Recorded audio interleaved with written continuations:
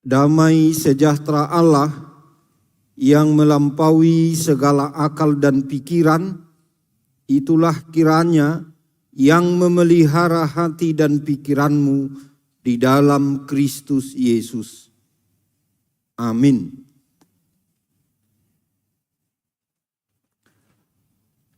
Bapak, Ibu, dan saudara-saudara, marilah kita mendengarkan firman Tuhan sebagaimana tertulis dalam Injil Lukas pasal 8 mulai dari ayat yang ke-26 hingga ayat yang ke-39.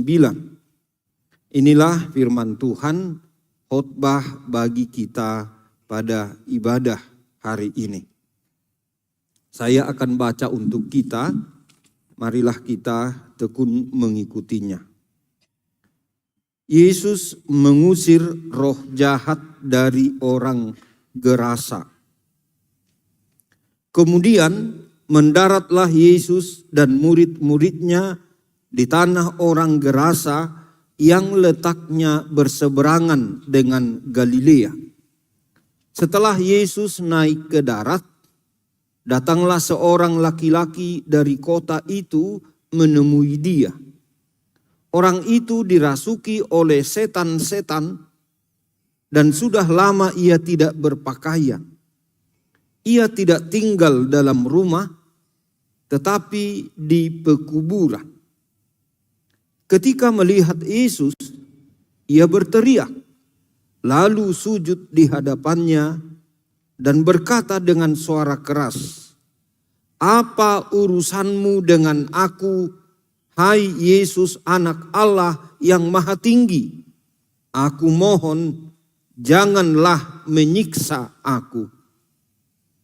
Sebelumnya, Yesus pernah memerintahkan roh jahat itu keluar dari orang itu. Roh itu sering menyeret-nyeret dia. Maka untuk menjaganya, tangannya dibelenggu dan kakinya dirantai. Namun, ia memutuskan segala pengikat itu dan ia dihalau oleh setan itu ke tempat-tempat terpencil. Yesus bertanya kepadanya, "Siapa namamu?" Jawabnya, "Legion," karena ia kerasukan banyak setan. Setan-setan itu pun memohon kepada Yesus supaya ia jangan memerintahkan mereka masuk ke dalam jurang maut. Di situ ada sekawanan besar babi sedang mencari makan di lereng bukit itu. Lalu setan-setan itu memohon kepada Yesus supaya ia memperkenankan mereka memasuki babi-babi itu. Yesus mengabulkan permohonan mereka. Lalu keluarlah setan-setan itu dari orang itu dan memasuki babi-babi itu. Kawanan babi itu terjun dari tebing yang curam ke dalam danau, lalu mati lemas. Setelah penjaga-penjaga babi itu melihat apa yang telah terjadi, mereka lari dan menceritakan hal itu di kota dan di desa-desa sekitarnya. Lalu keluarlah orang-orang untuk melihat apa yang telah terjadi. Mereka datang kepada Yesus dan mereka menjumpai orang yang telah ditinggalkan setan-setan itu duduk dekat kaki Yesus, telah berpakaian dan sudah waras. Mereka pun merasa takut. Orang-orang yang telah melihat sendiri hal itu memberitahukan kepada mereka bagaimana orang yang dirasuk setan itu telah diselamatkan. Seluruh penduduk daerah Gerasa pun meminta Yesus meninggalkan mereka, sebab mereka sangat ketakutan. Lalu naiklah ia ke dalam perahu dan kembali. Orang yang telah ditinggalkan setan-setan itu meminta supaya ia diperkenankan menyertainya. Namun Yesus menyuruh dia pergi. Katanya, "Pulanglah ke rumahmu dan ceritakanlah segala sesuatu yang telah dilakukan Allah kepadamu." Orang itu pun pergi ke seluruh kota dan memberitahukan segala sesuatu yang telah dilakukan Yesus atas dirinya. Demikianlah firman Tuhan hari ini. Bapak, Ibu, dan saudara-saudara, apa yang baru saja kita baca diceritakan, diungkapkan secara deskriptif yang menggambarkan suatu pelayanan yang Yesus lakukan, prosesnya, dan juga hasilnya. Kalau kita baca di ayat pertama dalam arti ayat 26, Yesus sengaja meninggalkan Galilea, masuk keluar Galilea ke satu tempat. Kunjungan ini adalah untuk melakukan pelayanan penyembuhan bagi seseorang. Dan ada hal yang menarik. Pernahkah kita membayangkan seseorang yang hidupnya terasing, kacau, tidak diinginkan oleh sesama kehadirannya, dan tidak bisa menolong dirinya sendiri? Pernahkah kita berjumpa dengan orang-orang yang sakit fisik, sakit rohani, sakit relasi, sakit hubungan, sehingga segala sesuatunya rusak? Hubungannya dengan dirinya sendiri rusak. Hubungannya dengan orang lain rusak. Hubungannya dengan Tuhan juga rusak. Hubungannya dengan lingkungan juga rusak.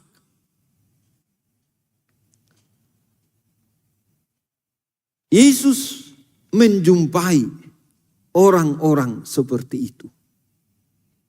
Orang-orang yang rusak, yang ditolak, yang terluka.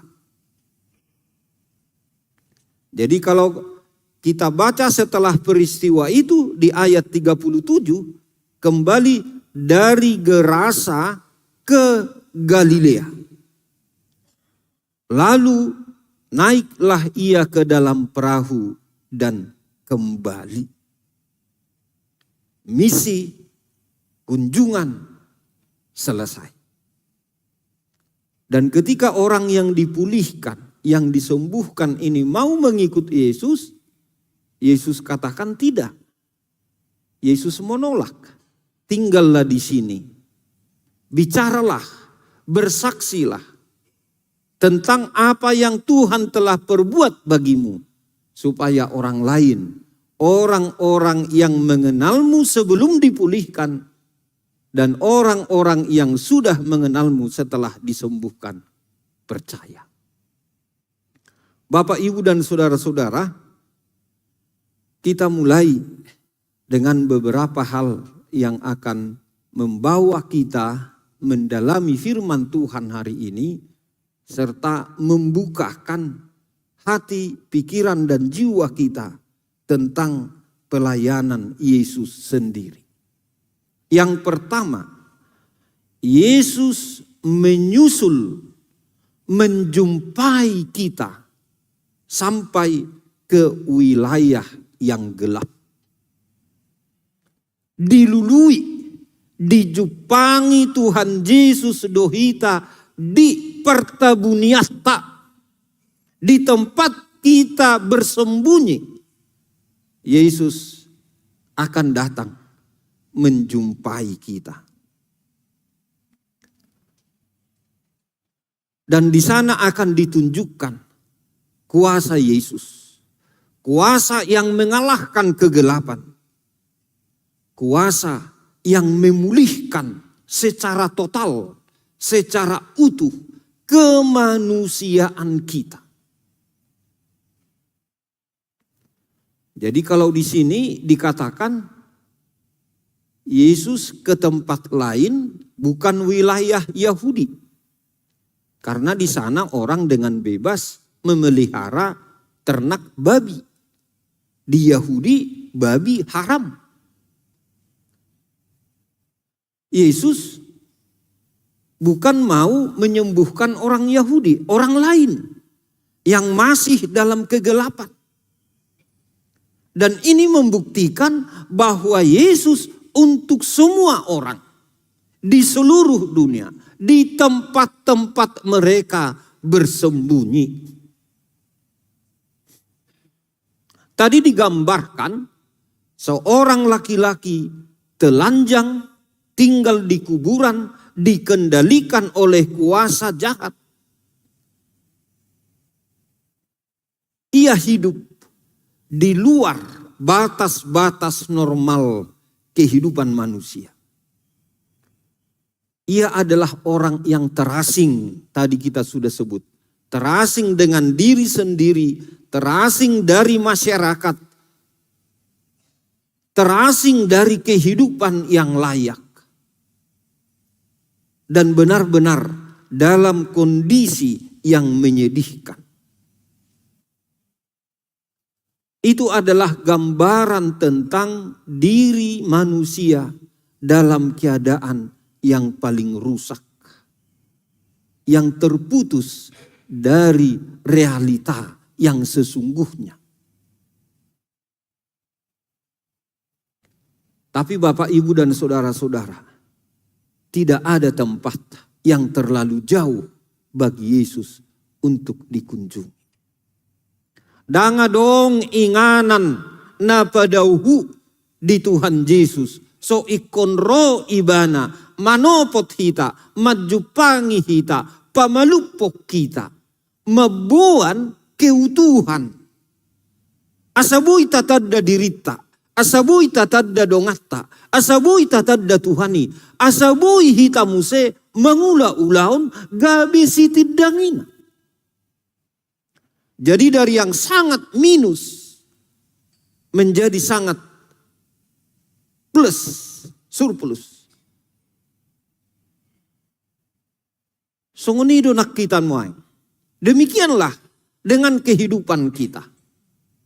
Kalau kita merasa bahwa kita sangat rusak, sungguh rusak, amat rusak,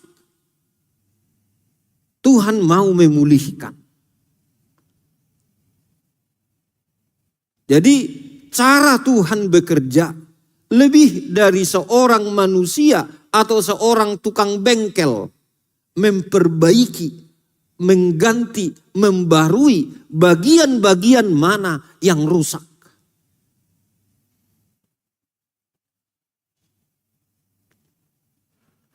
Jadi at satabo to amang dohot inang. Dohot tita sude na po subulu. Bagian dia mah dirita bahasa Tapanuli, bahasa Sumatera. Naik ko perlu direparasi, diperbaiki. Kita perlu menyadari itu supaya kita datang kepada Yesus. Apapun itu, luka batin, luka mental, luka relasi, Yesus datang untuk kita. Mau mengangkat kembali martabat kita, kehidupan yang sesungguhnya, kemanusiaan yang sesungguhnya, kemanusiaan yang akan bersaksi tentang anugerah Tuhan dalam hidup kita. Ini sangat dimungkinkan. Jadi kosahadu hita tu level nasong ini. Dari orang yang gila, yang tidak tahu diri, yang terasing, yang dijauhi orang, menjadi orang yang aktif, menjumpai orang lain, memberitakan Injil, bersaksi tentang inilah yang Yesus perbuat dalam hidupku. Yang kedua, kuasa Yesus lebih besar dari segala kuasa kegelapan atau kuasa apapun yang sedang merusak diri kita sekarang. Ubal gadok, gumogodo, waso ni Jesusi, sian akawaso na manggugai, na manegai, na mabayan ngulutta, dirita, rohatta, pikirata, marsahid.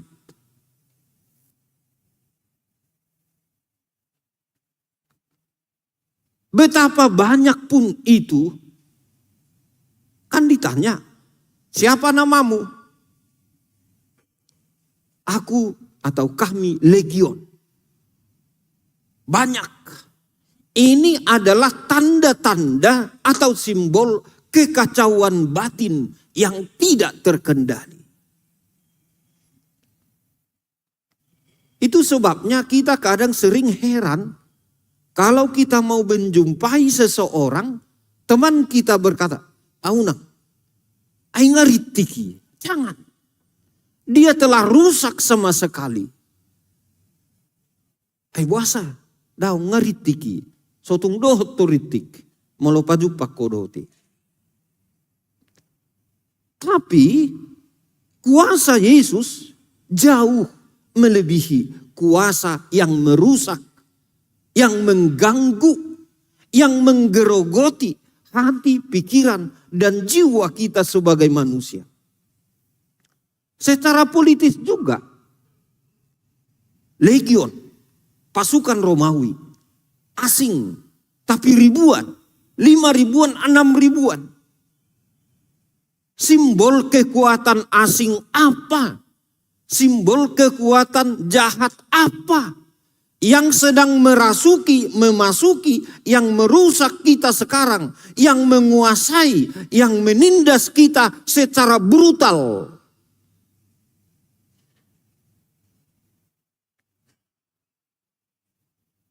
Jadi kadang kita juga bertemu dengan orang yang sepertinya telah pemanasan sebelumnya. Dengan hal-hal yang jahat, dengan hal-hal yang buruk.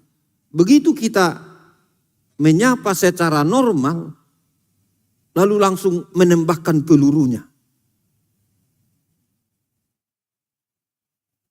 Kuasa apa? Kuasa asing apa? Kejahatan asing apa? Yang sedang menguasai hati, pikiran, dan jiwa kita saat ini.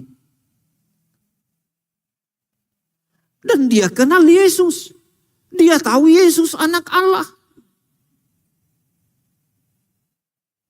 Bahkan dia berteriak. Melakukan perlawanan. Tetapi juga sambil mengakui kekuasaan Yesus. Dan sepertinya aneh.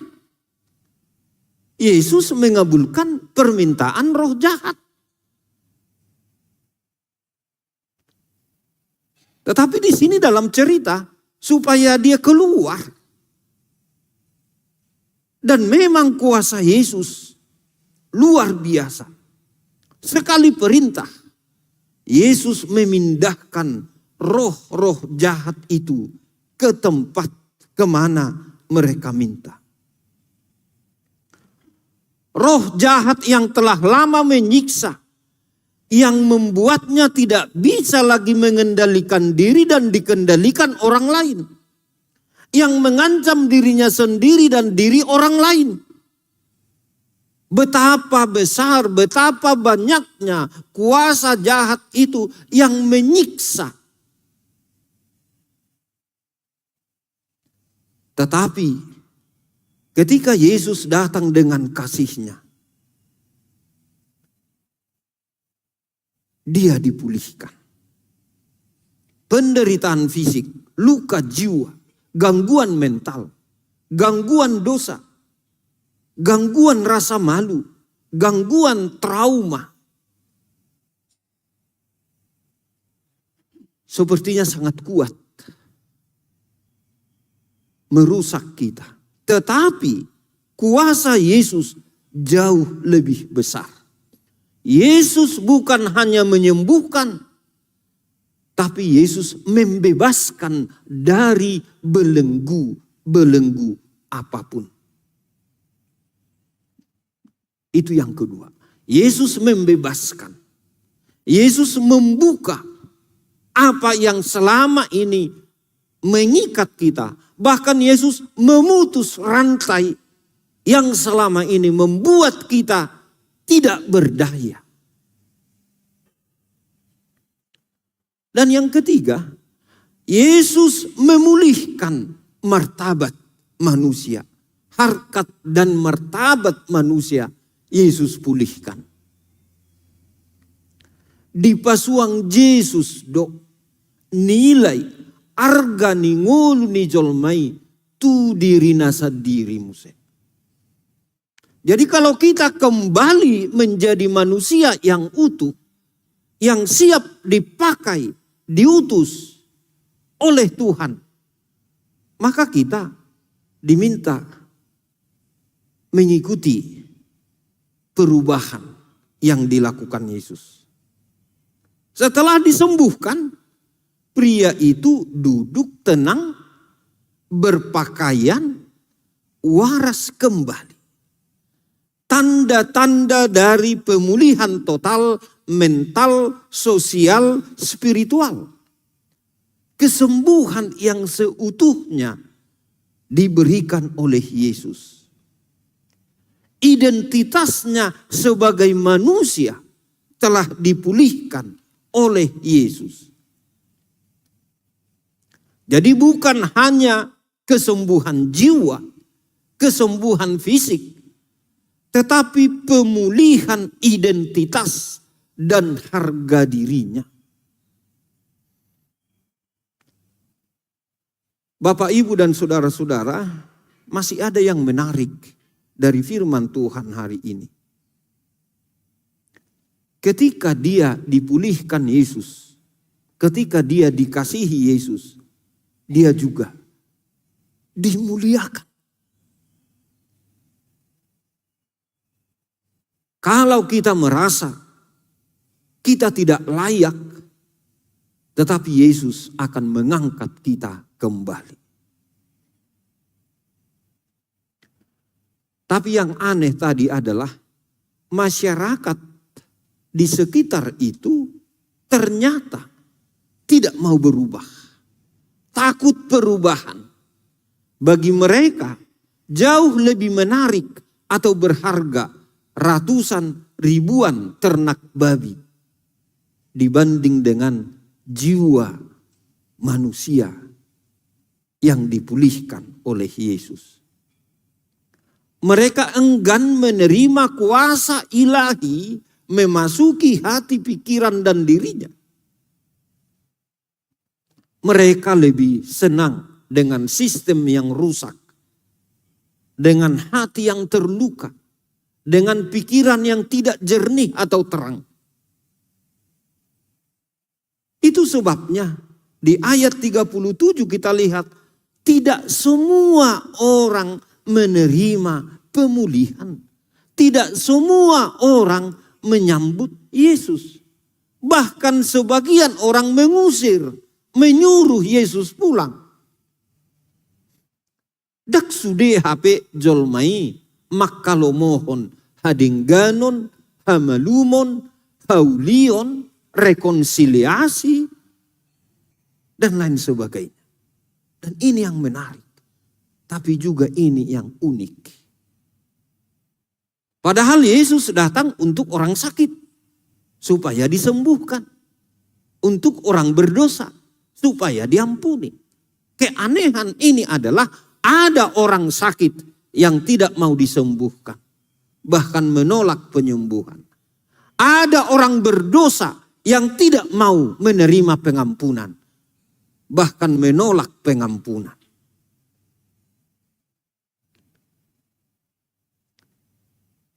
Apakah kita pernah mengalami seperti itu? Apakah kita pernah menyuruh Yesus jauh?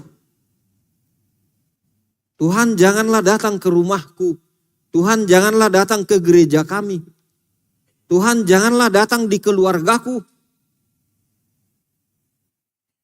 Tuhan janganlah datang dalam hatiku, dalam pikiranku, dalam jiwaku, dalam cita-citaku, dalam kerinduanku, dalam harapanku. Jangan Tuhan. Orang-orang seperti itu adalah orang-orang yang lebih mencintai materi daripada kesehatan manusia, pemulihan manusia.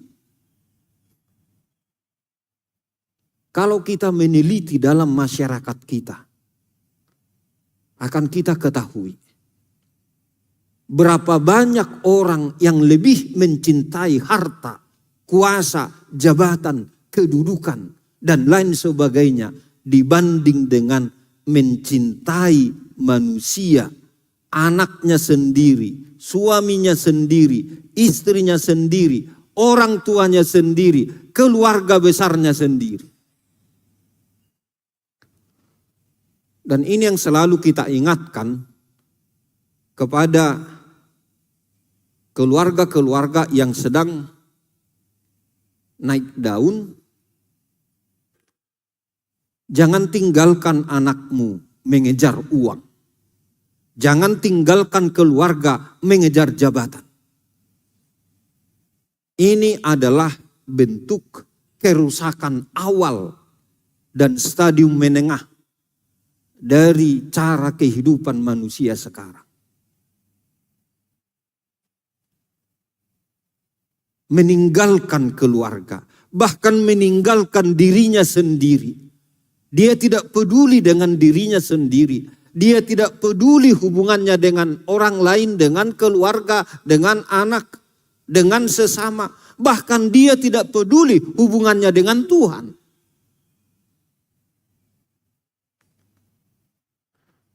Ada banyak orang di zaman ini meninggalkan kemanusiaannya, kemanusiaan orang lain.